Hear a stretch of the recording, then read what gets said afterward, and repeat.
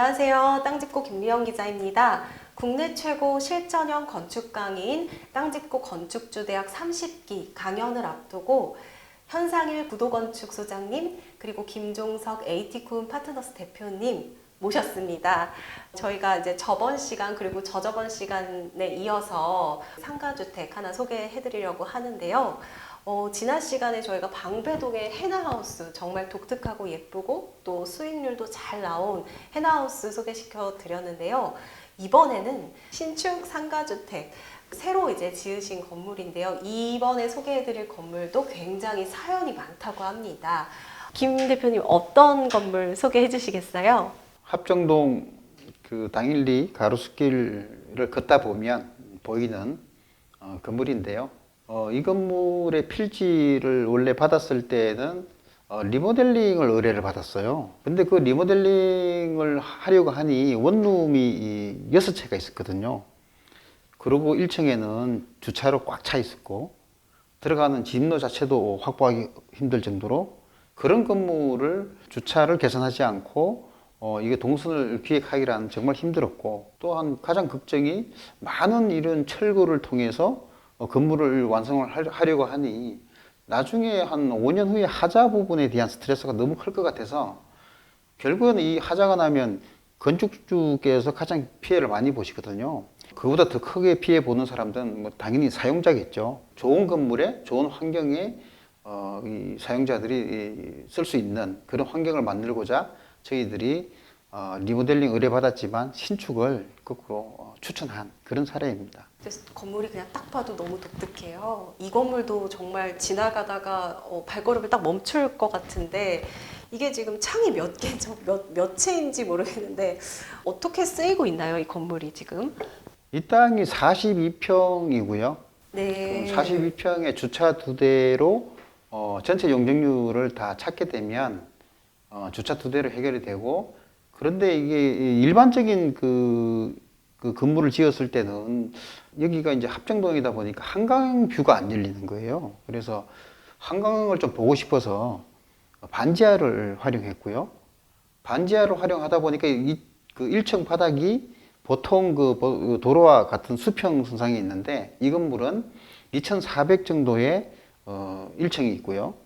그리고 1, 2층을 그 실내를 좀 보이드해서 실내 복층을 만들고 거기 남는 면적으로 5층으로 한 개층을 더 올려서 한강을 조망할 수 있는 그런 한강뷰를 만들었습니다. 5층에서는 한강도 볼 수 있다. 네, 이런 국회 말씀이시죠? 의사당도 네. 잘 보이고 있습니다. 바깥에서 보면은 똑같은 뭐 원룸 같은 게 안에 이렇게 딱딱 들어있을 것 같은 모양인데 사실은 아니죠. 이 안에 지금 다양한 근생으로도 쓰이고 있고 이런 것 같습니다. 층별로 혹시 어떻게 좀 쓰이고 있는지 설명이 가능하실까요?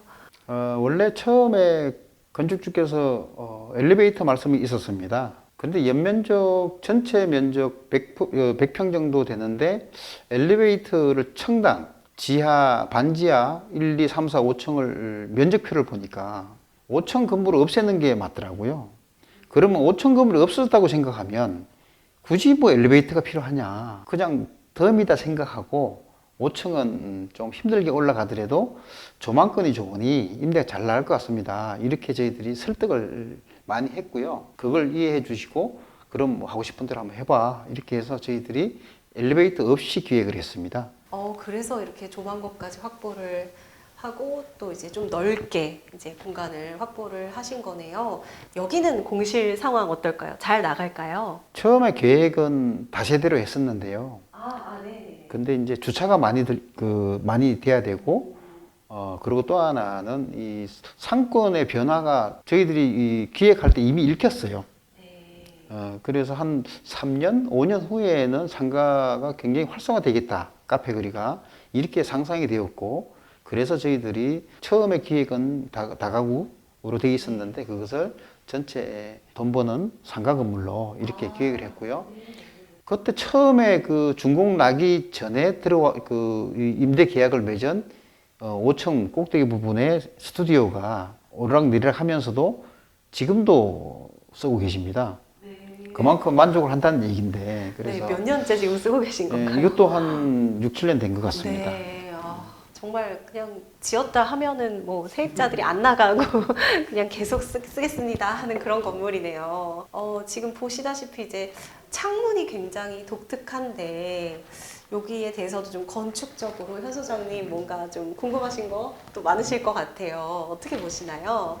그 우리 기자님이 잠깐 말씀하셨듯이 이게 딱 건물을 쳐다보면 이게 몇 층짜리지? 순간 이제 약간 혼돈이 오는 그런 결국 규칙적으로 정사각형 형태의 창들이 쭉 연속돼서 그러니까 그런 연속성하고 그 정방형의 그런 패턴들이 되게 건물에 안정감을 주고 그런 것들이 규칙적으로 잘 돼 있다 보니까 지금 이제 강남에 가면 그 원으로 돼 있는 빵빵이 건물이라고 우리 흔히 표현하는 이제 그 건물처럼 여기는 정사각형의 창들이 규칙적으로 쭉 돼 있어서 단순한 것 같지만 되게 깔끔하고 정돈된 느낌의 그런 그 이미지를 주고 있어요.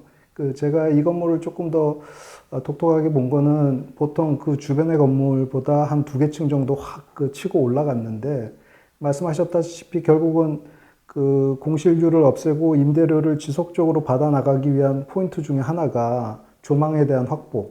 그죠? 그래서 그 조망을 지금 한강뷰를 볼 수 있는 거고 덧붙여서 그 당인리 그 화력발전소가 없어지면서 거기 공원으로 바뀌는 그 뷰도 쭉 확보가 되는 그 위치인 거죠. 그래서 이런 그 거리에 대한 또는 그 지역에 대한 그 포인트를 잘 잡으셔갖고 엘리베이터가 요즘은 이제 장애인용 엘리베이터를 하게 되면 뭐 건폐율 용적률이라고 하는 약간 전문적인 용어상에서 그 면적이 빠져서 집어넣을 만도 한데 워낙 땅이 작기 때문에 아마 그거를 이제 빼시고 계단으로 해결을 하신 것 같은데 그럼에도 불구하고 독특하고 재미있는 건물을 만들어내셔서 아유 뭐 건축가의 입장에서도 상당히 보기가 좋습니다. 네, 자 사실 엘리베이터 빼는 거 정말 과감한 선택이잖아요. 그래도 이제 그만큼 뭔가 비용적으로도 좀 효과가 있었을 것 같은데 이 건물은 짓는데 얼마나 들었나요? 이 건물은 그 당시 평당 한 700에서 800만 원에 건축이 가능했는데요. 이 건물은 천고 높이 이런 그 실사용 면적으로 보면 평당 한 800 정도가 들었지만 연면적으로 보면 한 천만 원 정도가 들었습니다.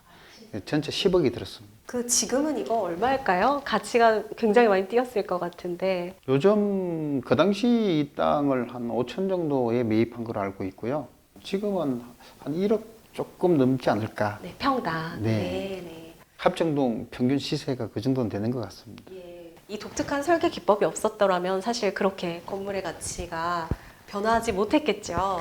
여러분들도 이런 멋진 건물 다 이렇게 지으셔서 또 수익도 잘 나는 그런 건물주 되셨으면 좋겠는데, 이제 사실 이렇게 짓는 게 정말 들으셨다시피 쉬운 일은 아니거든요. 이 건물도 그렇고 지난 시간에 소개해드렸던 뭐 해나하우스도 마찬가지로 굉장히 좀 건축하는 과정에서 착공부터 시작해서 완공까지 어려움이 많습니다. 그리고 이제 물리적으로 뭐 그 안에 뭐가 발견이 된다든가 해서 이제 어려운 것도 있지만 또 공사비가 오르고 비용 부담이 늘어나서 어려운 것도 있지만 사실은 이제 좋은 건축가, 설계가 이런 사람들 만나는 거 그것도 정말 천혜의 운이라고 하잖아요.